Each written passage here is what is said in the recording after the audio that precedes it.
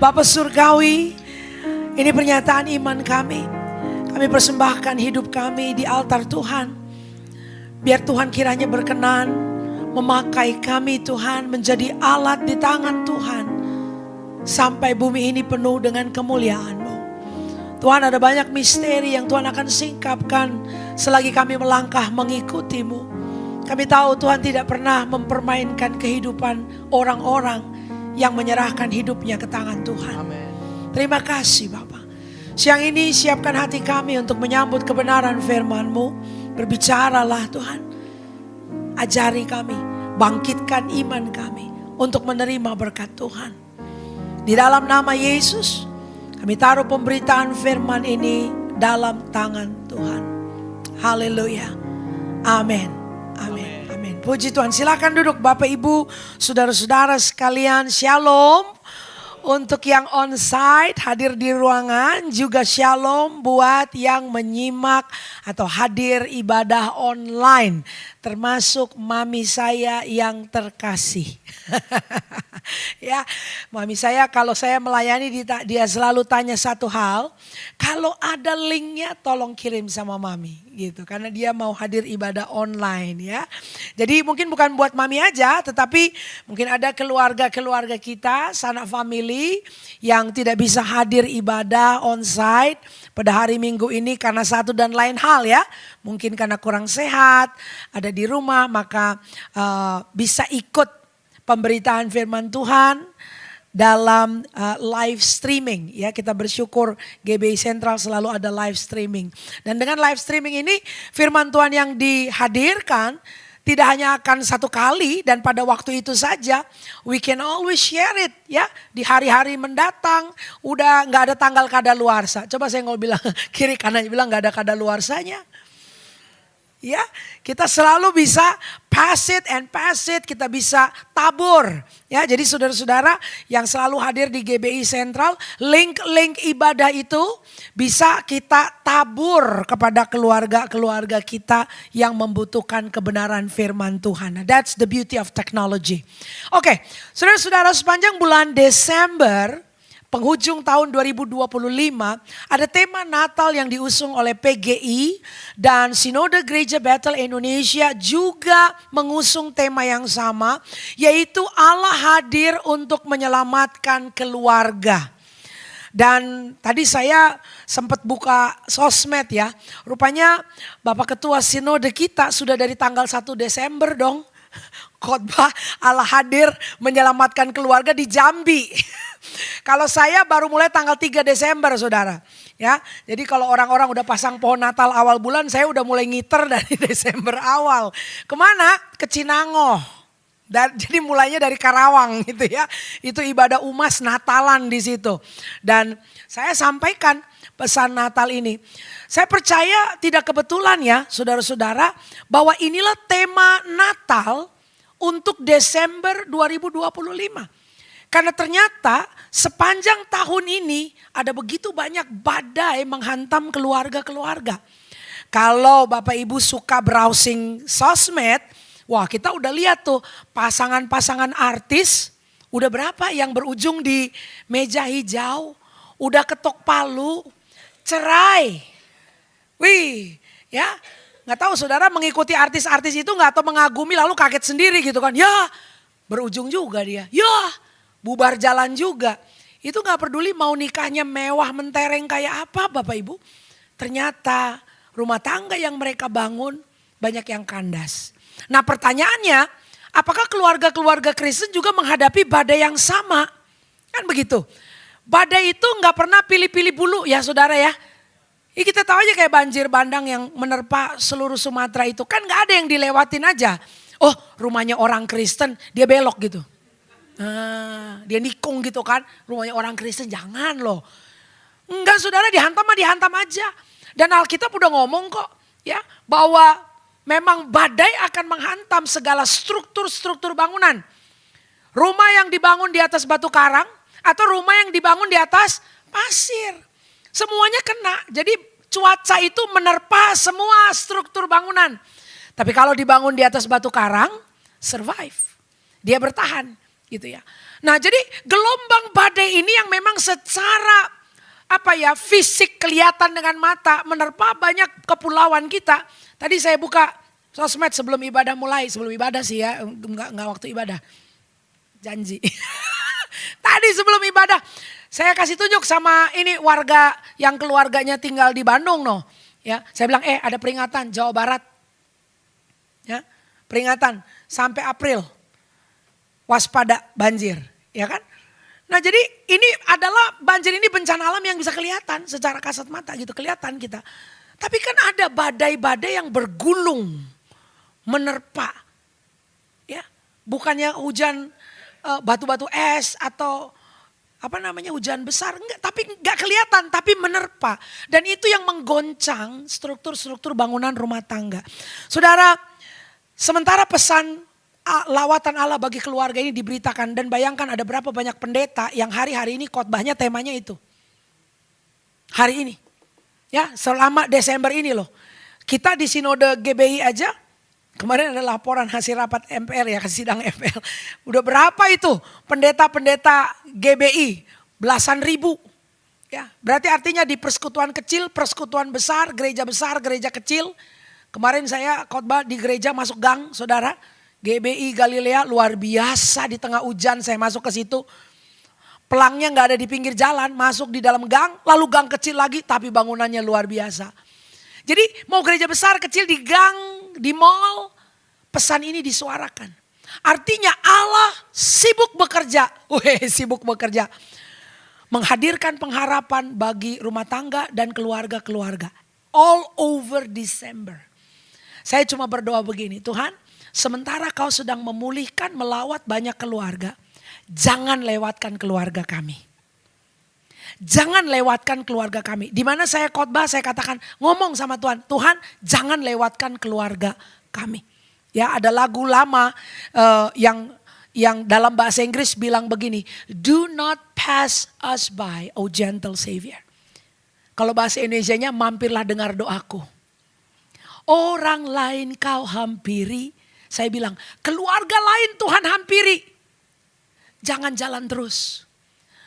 Alamat kami juga ya, dilawat oleh Tuhan. Dan saya percaya kalau hati kita terbuka, maka keluarga kita juga masuk dalam daftar menjadi pihak penerima lawatan Allah tersebut.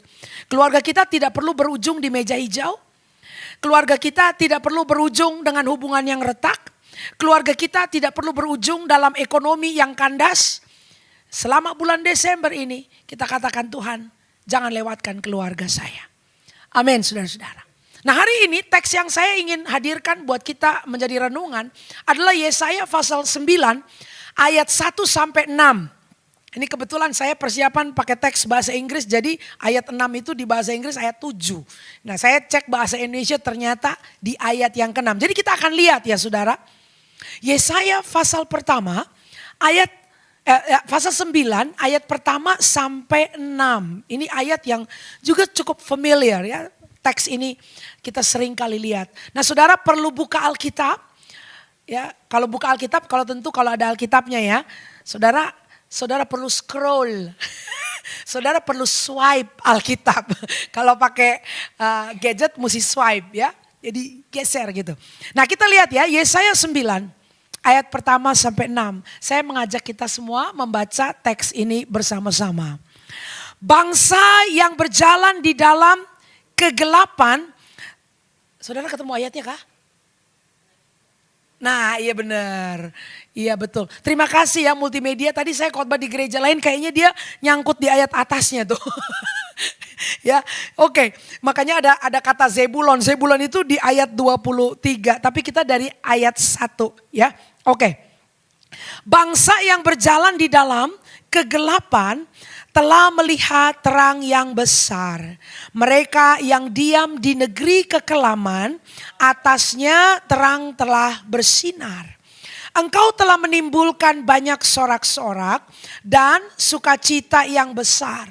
Mereka telah bersukacita di hadapanmu, seperti sukacita di waktu panen. Seperti orang bersorak-sorak di waktu membagi-bagi jarahan. Sebab kuk yang menekannya dan gandar yang di atas bahunya, serta tongkat si penindas telah kau patahkan, seperti pada hari kekalahan Midian. Sebab setiap sepatu tentara yang berderap-derap dan setiap jubah yang berlumuran darah akan menjadi umpan api. Sebab seorang anak telah lahir untuk kita, seorang putra telah diberikan untuk kita. Lambang pemerintahan ada di atas bahunya dan namanya disebutkan orang Penasehat Ajaib, Allah yang perkasa, Bapa yang kekal, Raja damai. Besar kekuasaannya dan damai sejahtera tidak akan berkesudahan di atas tahta Daud dan di dalam kerajaannya. Karena ia mendasarkan dan mengokohkannya dengan keadilan dan kebenaran dari sekarang sampai selama-lamanya. Kecemburuan Tuhan semesta alam akan melakukan hal ini. Amin. Diberkati kita yang merenungkan dan melakukan firman Tuhan. Saudara, pada bulan Desember, pada perayaan Natal di mana-mana dalam skala besar, kecil, saudara. Saya buat beberapa catatan. Bahwa Natal memang adalah musim yang dipenuhi dengan cahaya. Ya, ada banyak lampu kelap-kelip kan di mana-mana. Saya baru membaca, ini cuma browsing-browsing aja saudara. Terus terang saya dari awal Desember belum bisa main-main kemana-mana, ke mall gitu. Jadi lihatnya cuma di sosmed. Ada gebrakan baru nih Pemprov DKI nih. Ya, kemarin ada paduan suara di Bundaran HI, belum pernah terjadi sebelumnya. Ya, hujan-hujan tuh pada pakai payung. Kita punya gubernur sama wakil gubernur beserta istri-istrinya dan pejabat-pejabat Pemprov DKI turun ke jalan. Lagi nyanyi itu. Ada Joy to the World atau Jingle Bells itu nyanyi. Saya lihat, wow hebat, keren banget. Ah itu gebrakan satu. Lalu saya lihat lagi ada berita, waduh. Ada jalan, kalau gak salah di Sudirman ini. Sayang ya, saya orang Jakarta Barat coret. Kalau di wilayah saya gak ada yang kayak begitu-begitu. Tapi ini jalan protokol utama nih. Katanya seperti Orchard Road, Singapore.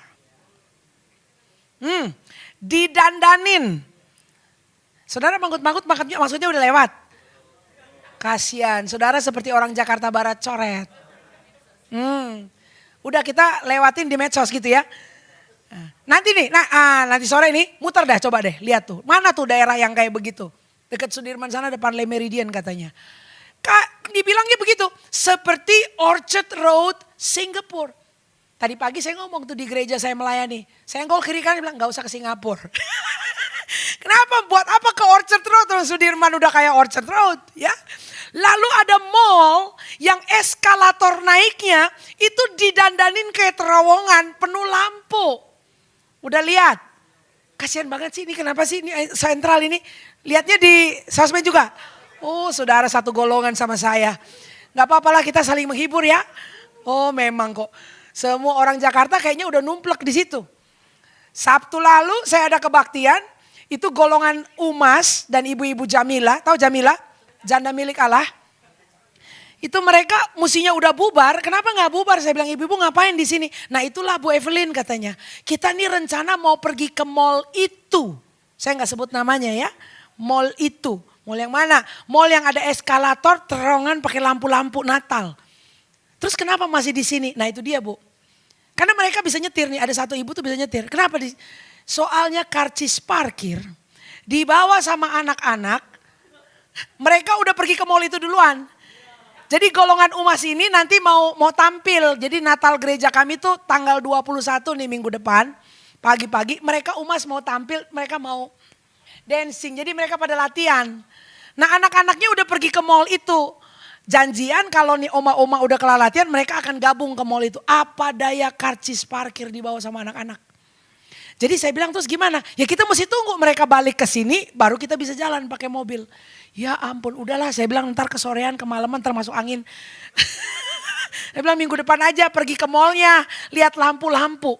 Jadi rupanya itu jadi wisata Natal saat ini di Jakarta. Anda kalau browsing ada tuh tempat-tempat yang lampu Natalnya paling keren di Jakarta. Senggol kiri kanannya bilang gak usah ke luar negeri lah kita. Ya, gak usah kemana-mana, di Jakarta aja tuh kita lihat lampu-lampu. Ya saudara. Nah jadi benar ya, Natal itu penuh cahaya, atraksi lampu di mana-mana. Udah antara mall satu dengan mall yang lain udah mau siapa lebih keren gitu loh. Udah mall mana nih yang lebih keren hiasan dan dekor Natalnya. Bapak Ibu sekalian, ini musim penuh cahaya di rumah, di mall dan di pohon-pohon. Tetapi, nah ini dia, meskipun dengan semua dekorasi itu, anehnya ya, ada banyak orang pulang ke rumah yang terasa gelap.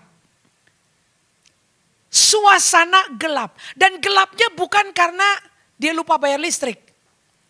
Listriknya diputusin, bukan. Lampunya ada, tapi ada ambience, ada atmosfer gelap di rumah-rumah itu. Nah saya ngomong begini tentu tidak hanya buat saudara onsite ya, tapi bagi yang menyimak secara online. Entah menyimaknya hari ini atau besok atau seminggu lagi. Kadang-kadang Desember gak tahu mau kemana kita suka browsing YouTube kan. Bukan karena lampu tidak ada penerangan. Tetapi sepertinya ada suasana yang gelap. Apa ini? Beberapa rumah terasa gelap karena kesunyian. Beberapa rumah gelap karena adanya kemarahan. Beberapa rumah menjadi berasa gelap karena tekanan-tekanan finansial. Beberapa rumah merasa gelap karena adanya kenangan yang menyakitkan. Bahkan beberapa karena ketidakpastian tentang masa depan. Ada berapa banyak orang yang kalau kita tanya, jadi apa rencanamu 5 tahun dari sekarang? Enggak tahu. Makanya orang suka bilang, gelap, bener gak? Gelap, itu kenapa? Itu bukan omongan aja saudara, emang gelap beneran, gak tahu. Bukan karena bercanda itu. Jadi kalau kita tanya, lu gimana masa depan? Gelap, emang gua pikirin. Nah tuh, kenapa begitu? Emang gelap beneran. Jadi kalau mau suruh mikir 10 tahun, waduh kejauhan. Oke deh 5 tahun, itu juga masih jauh. Sampai saya cuma bilang gini, oke lah tahun 2026 ibu, tahun 26. Apa harapannya? Banyak orang bahkan 1 tahun ke depan tidak tahu rencananya apa. Nah saudara ini bukan karena di rumahnya gak ada lampu. Tapi ada kegelapan.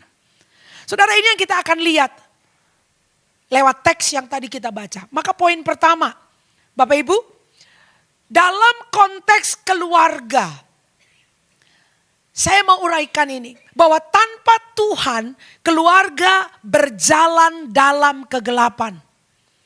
Amin.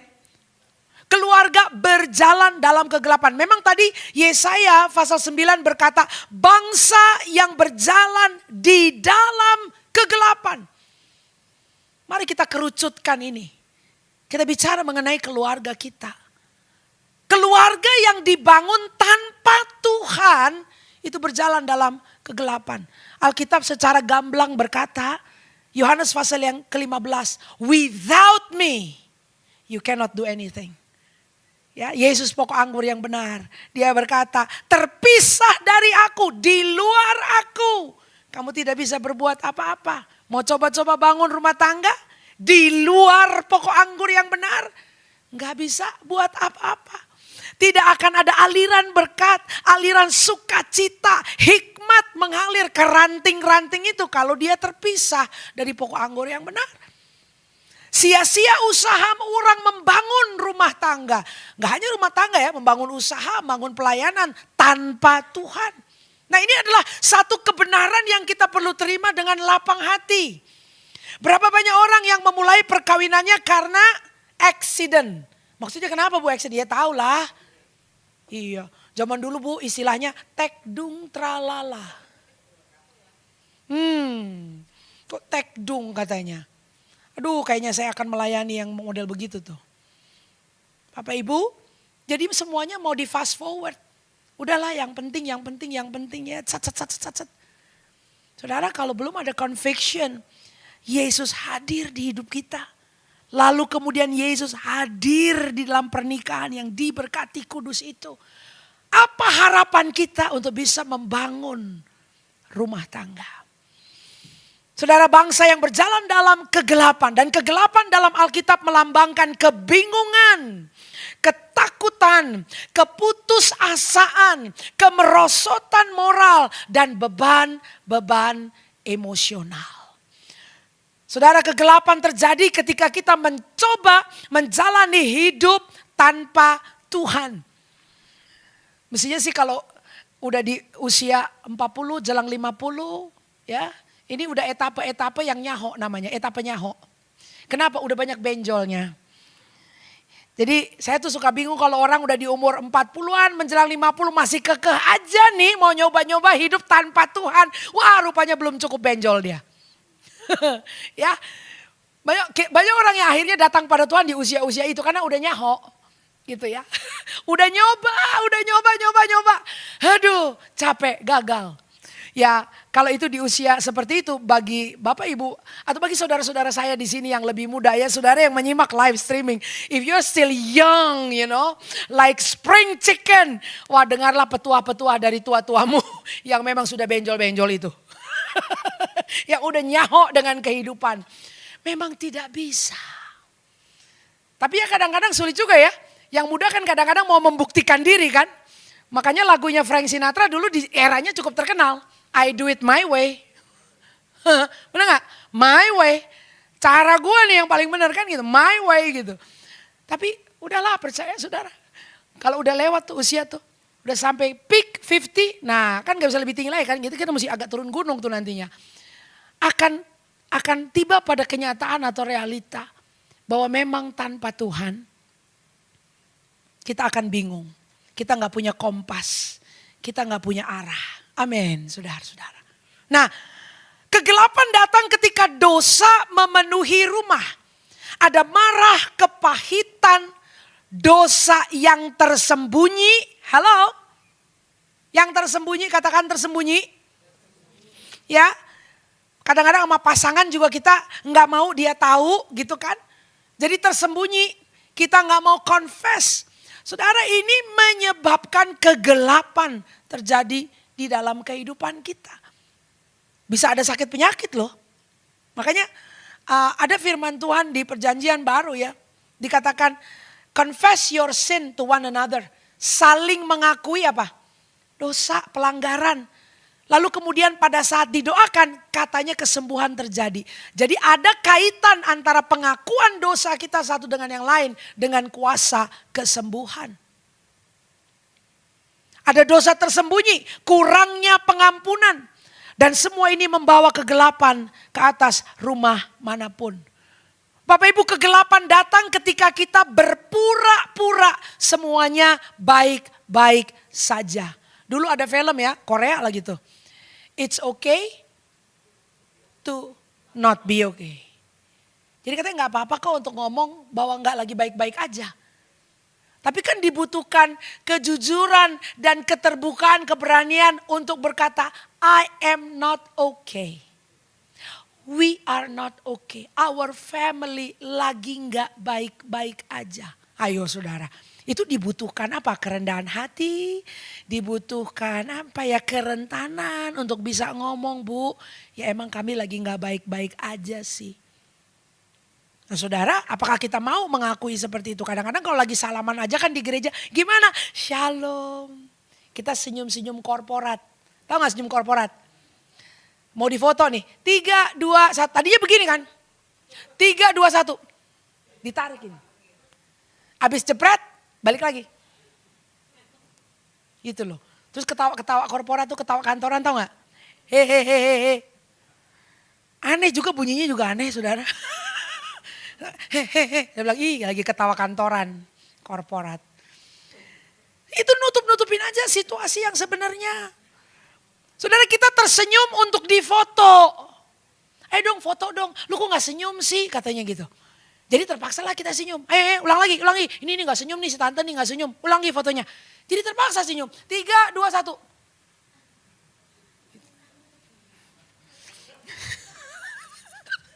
Kita tersenyum buat difoto. Kita hiasi rumah kita dengan indah. Tapi hati kita terasa berat. Oh saudara-saudara. Mari Desember tahun ini. Kita datang sama Tuhan apa adanya. Because Christmas begins with a promise. Natal diawali dengan suatu janji. You do not have to stay in the dark. Kita tidak perlu tetap berada di dalam kegelapan. Kenapa saya bilang Christmas begins with a promise? Ini dia. Yesaya, apa yang dikatakan Yesaya ini di pasal 9, ini adalah suatu nubuat jauh sebelum kelahiran Yesus di Bethlehem. 700-an tahun lebih, saudara. Jadi jauh sebelum kelahirannya, Yesaya sudah berkata bahwa seorang anak telah lahir, seorang putra telah diberikan. Christmas begins with a promise. Kita nggak perlu berada dalam kegelapan terus-menerus. Poin yang kedua kita lihat, Yesus adalah terang yang menghancurkan kegelapan di dalam keluarga. Katakan menghancurkan kegelapan. Ini keren banget. Saya memilih ya pakai istilah menghancurkan ya. Kalau kita lihat teksnya di ayat yang ketiga, di situ dikatakan, saudara, sebab kuk yang menekannya. Jadi ada kuk. Lalu ada gandar di atas bahunya. Ada tongkat si penindas.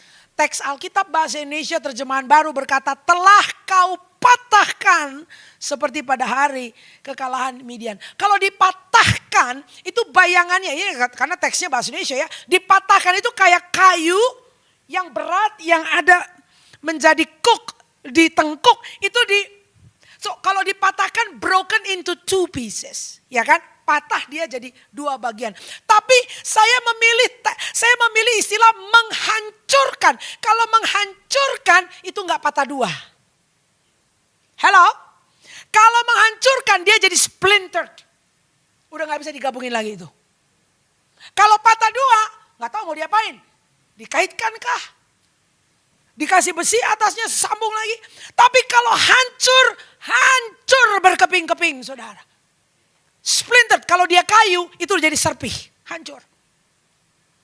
Yesus adalah terang yang menghancurkan kegelapan di dalam keluarga. Amin. Amin. Nah tadi kita lihat apa bentuk-bentuk kegelapan di tengah-tengah keluarga itu. Keputusasaan, kemarahan, tekanan ekonomi, ya, konflik-konflik yang terjadi. Saudara, Alkitab menjelaskan apa solusi Tuhan bagi bangsa yang berjalan dalam kegelapan itu? Apa solusi Tuhan bagi orang-orang yang berjalan di dalam kekelaman?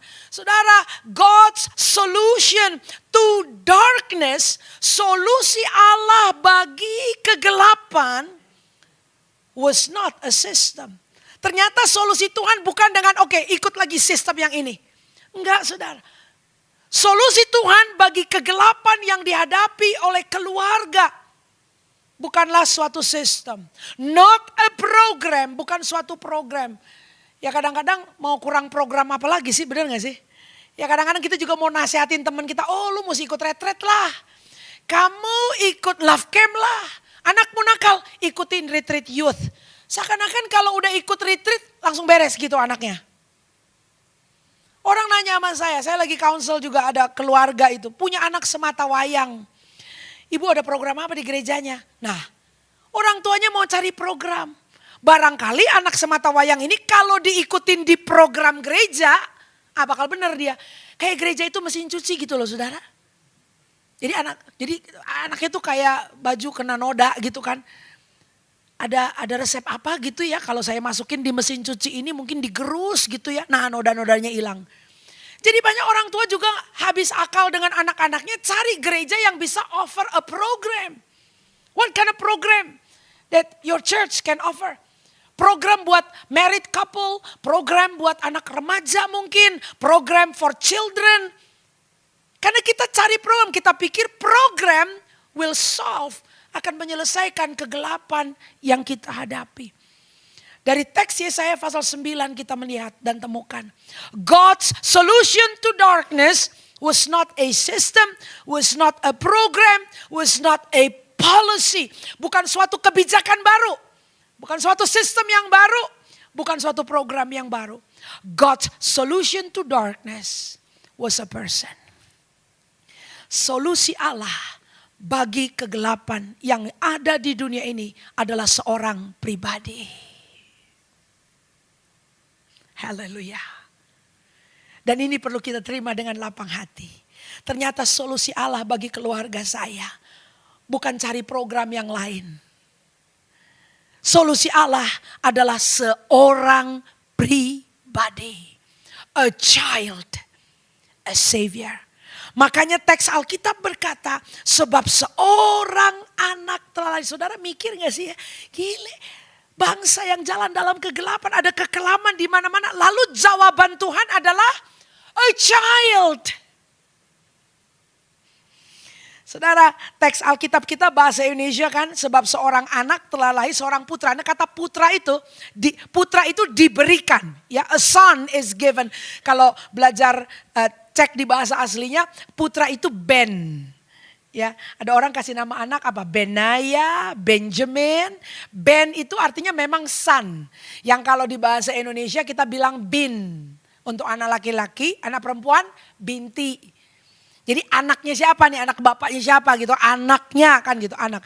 Tapi kata Ben juga artinya, Ben ya putra, itu juga artinya a builder of family legacy. Pembangun legacy keluarga. Seseorang yang membangun reputasi dan nama baik dari keluarga. Saudara, seorang Ben, seorang putra diberikan untuk menangani kegelapan dan kekelaman dunia. It was true then, it is still true today.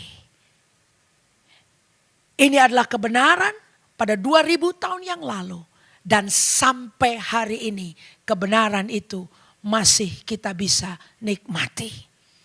Bahwa solusi untuk kegelapan di tengah-tengah keluarga kita, Bapak Ibu yang menyimak secara live streaming, bukanlah program atau policy, tapi seorang putra yang dirayakan kelahirannya 2000 tahun yang lalu. Amin. Saudara, karena itu Jesus breaks chain that hold family captive. Yesus menghancurkan rantai-rantai yang memperbudak, yang menahan, yang menawan keluarga-keluarga kita. Saya berbicara dengan orang tua yang ya sudah ada di kelompok UMAS. Waktu saya tanya apa kerinduan kalian, Bapak, Ibu, Om, Tante, yang kepingin sekali. Tahu nggak kalau sudah di usia UMAS itu, saudara, apalagi mereka udah nggak mau jalan-jalan ya. Kadang-kadang ada yang mau jalan-jalan sih, teman ya jarang lah itu. Tapi kalau tanya yang paling mendalam apa kerinduannya orang tua UMAS? Ngumpul sama anak sama cucu. Ada satu bapak yang ngomong dengan pedih hatinya. Dia bilang, Pas Evelyn, saya gak minta banyak. Aku gak minta banyak. Aku cuma rindu anakku yang laki-laki itu datang ke rumah. Terus saya tanya, kau sampai rindu begini gitu loh. Saya bilang, memang anaknya gak datang-datang. Udah lama gak datang. Saya bilang, kenapa? Dia sibuk kerja, Pastor. Dia punya tokonya buka 7 hari seminggu. Coba loh. Jadi udah gak gereja juga, ini 7 hari seminggu tokonya buka. Wow. Nah, saya pikir anaknya tinggal di mana kan? Saya tanya, Om, emang anaknya tinggal di mana? Di Jakarta. Dan dia ngomong sambil matanya berkaca-kaca. Wah, pedih juga ya. Anak tinggal di Jakarta padahal. Dan gak ketemu sama papanya. Karena dia buka toko 7 hari dalam seminggu. Gak ketemu jamnya untuk datang. Saudara-saudara, kadang-kadang yang begitu kan yang membebani hati kita. Nah, saya rindu mungkin bagi Bapak Ibu atau Bapak Ibu yang di ruangan ini maupun yang menyaksikan ya di live streaming. Kalau itulah kerinduan kita, saya mau bilang Tuhan tahu kerinduan itu. Tuhan tahu jeritan hati kita bahwa bukan harta, bukan emas, bukan apapun yang diinginkan. Tapi sekedar anak sama cucu bisa kumpul. Ada pertemuan lah. Nah, kalau itu yang Anda rindukan, maka Yesus adalah jawaban bagi keluarga saudara. Yesaya berkata tadi bahwa gandar kuk yang membelenggu itu dihancurkan. Dan kuk serta belenggu ini bisa saja merupakan pola-pola atau patron-patron adiksi-adiksi atau mungkin luka-luka yang diturunkan dari generasi ke generasi yang memperbudak rumah-rumah kita. Yesus memiliki kuasa untuk menghancurkannya, saudara. Kita nggak tahu apakah ada pola berulang di dalam keluarga kita. Kegagalan yang terus menerus. Atau mungkin keterikatan yang terus menerus. Ini seperti kuk yang membelenggu, yang menekan keluarga kita. Dan kehadiran Yesus sebagai solusi sanggup menghancurkan kuk dan belenggu itu. Gak ada treatment yang lain. Ya, hadirnya Yesus dulu baru bisa ada treatment yang lain. Kadang-kadang kita mau coba pakai treatment yang lain dulu. Sebelum akhirnya mentok dan ujung-ujungnya kita datang pada Yesus. Mengapa Yesus menjadi solusi? Saudara, kita lihat beberapa catatan yang saya buat di sini. Why?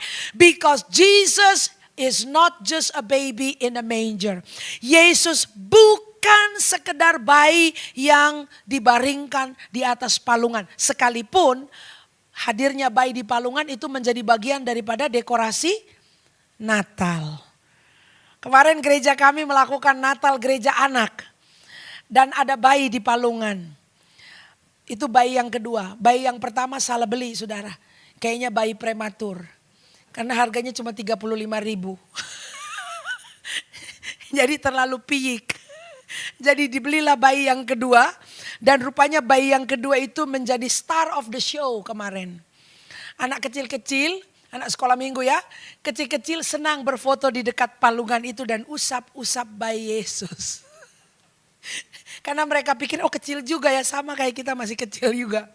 Saudara, kadang-kadang bayi dekorasi itu menjadi star of the show. Tapi saudara, Yesus yang kita beritakan pada perayaan Natal ini is no longer the baby. Dia bukan lagi bayi yang kecil. Dia adalah raja di atas segala raja. Dia akan datang kembali kelak menjemput gerejanya di awan-awan yang permai. Nah ini kita mesti rekonstruksi pemikiran ini saudara. Dia penuh dengan kuasa. Sekalipun dekor Natal kita menghadirkan bayi kecil. Saudara, Alkitab menyebutkan bahwa namanya akan dikenal orang. Disebut orang apa? Wonderful Counselor.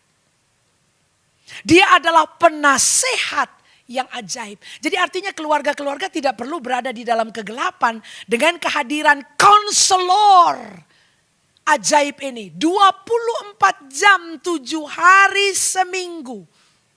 Saudara kalau mau bikin janji sama konselor, mesti lihat agendanya dia, available atau tidak. Kita mesti telepon, bikin janji. Tapi dengan Yesus you don't have to make appointment.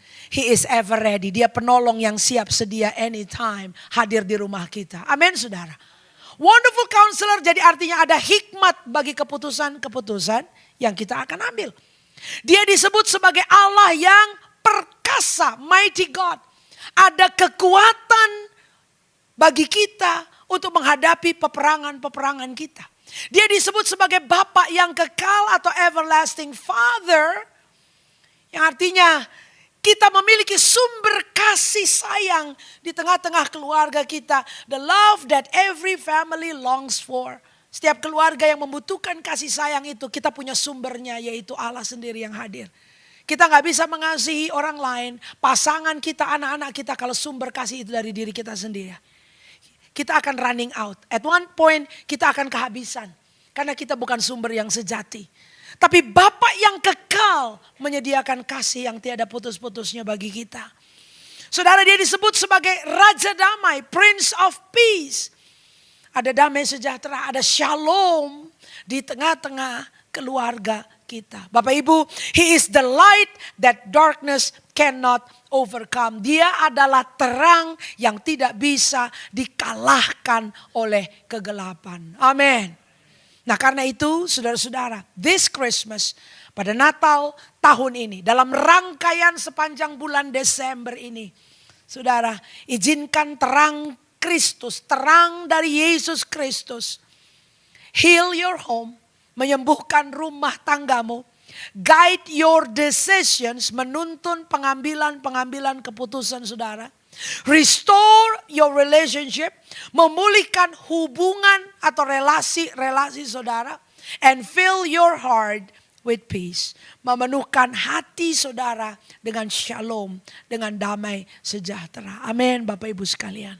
Nah tadi sementara firman Tuhan disampaikan, saya ingin mendoakan saudara, baik yang di ruangan ini maupun yang menyimak secara live streaming. Kalau ada di antara saudara teringat mengenai kondisi keluargamu, Mungkin somehow ada kegelapan di beberapa area. Mungkin karena ketegangan hubungan. Mungkin karena himpitan ekonomi. Mungkin karena ada sakit penyakit yang belum juga kunjung selesai pergumulannya. Saudara, pada bulan Desember ini Allah hadir menyelamatkan keluarga kita.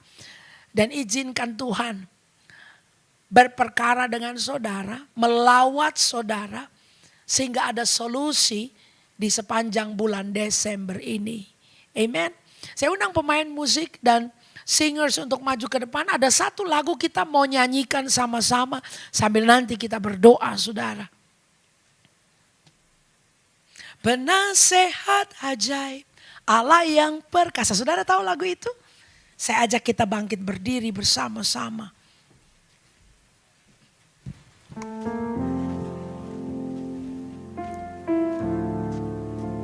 Thank you Lord. Seorang anak telah lahir bagi kita karena memang solusi yang dihadirkan bukanlah program atau sistem.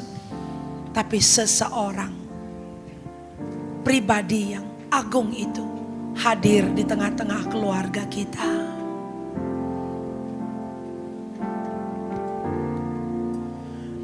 Seorang anak telah lahir untuk kita, seorang putera diberikan, lambang pemerintahan di atas bahunya. Dan namanya pun disebut orang penasehat ajaib, Allah yang perkasa, Bapa yang kekal, Raja sambutlah Dia, Yesus Tuhan, Juru Selamat dunia.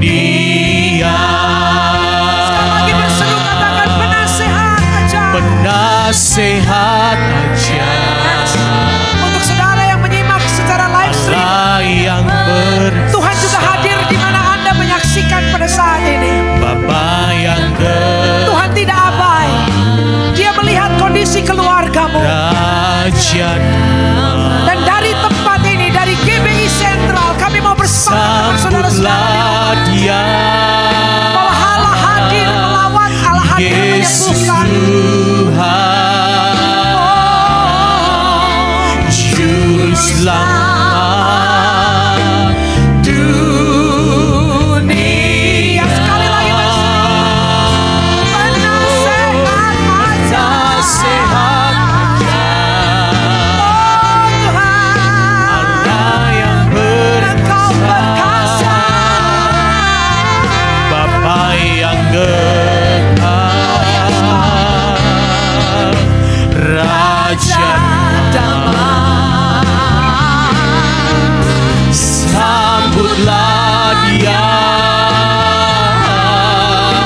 Yesus Tuhan, Juru Selamat dunia.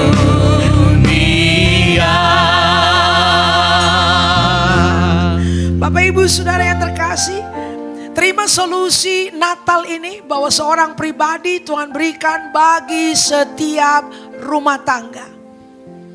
Kalau ada di antara saudara di ruangan ini berkata, saya mau keluarga saya dilawat Tuhan di bulan Desember ini, saudara angkat tangan. Saudara yang ada di rumah-rumah, saudara yang menyaksikan live streaming ini, entah hari ini atau pada hari-hari tanggal yang berbeda, tidak kebetulan Anda menyaksikannya. God loves you. Tuhan mengasihi engkau. Dari tempat ini kami bersepakat, dari GBI Sentral Tomang, kami bersepakat lawatan Allah juga terjadi bagi saudara. Anda yang menyaksikan mungkin dari tempat-tempat berbeda, dari pulau-pulau berbeda. Tuhan mengasihi engkau. Tuhan tidak abai, matanya tertuju kepadamu. Tuhan mengingat kondisi saudara. Bapa Surgawi, kami berdoa di dalam nama Yesus. Baik bagi saudara-saudaraku yang mengangkat tangan di ruangan ini, maupun saudara-saudara kami yang menyaksikan live streaming ini. Tuhan, mereka, Engkau tahu kebutuhan mereka. Engkau tahu kondisi keluarga lepas keluarga. Mata Tuhan memandang. Tuhan, terima kasih. Tuhan peduli dengan keluarga kami. Hamba berdoa ya Tuhan, Engkau melawat, Engkau hadir menyembuhkan, Engkau hadir menghancurkan belenggu dan kuk perhambaan itu di dalam nama Yesus. Bahkan pola-pola berulang yang turun-temurun terjadi tanpa kami sadari, yang mengikat keluarga kami dengan lilitan hutang, lilitan sakit penyakit, kegagalan-kegagalan usaha, Tuhan dihancurkan pada hari ini di dalam nama Yesus.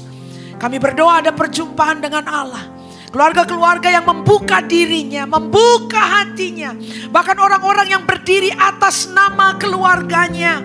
Mungkin mereka menjadi orang pertama yang mendengarkan pesan Tuhan ini. Menjadi orang pertama yang membuka hatinya. Tuhan, mari masuk dari jalur itu.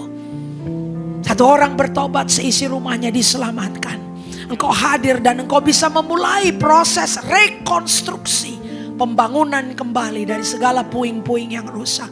Kami terlalu percaya Allah mengasihi kami semua. Kau tidak mau satu orang pun binasa. Tuhan, terima kasih buat lawatanmu. Tidak hanya di ruangan ini, tapi lewat live streaming ini Allah bekerja. Di dalam nama Tuhan Yesus lawatan Allah terjadi. Terima kasih ya Tuhan, terima kasih. Kami mau ucap syukur terlebih dulu by faith, dengan iman. We thank you God, terima kasih. Karena firman-Mu tidak kembali sia-sia. Sepanjang Desember ini lawatan Tuhan terjadi. Keluarga dipulihkan. Amen. Terima kasih Bapa. Terpuji nama-Mu ya Tuhan. Dalam nama Yesus kami ucap syukur, kami berdoa. Haleluya.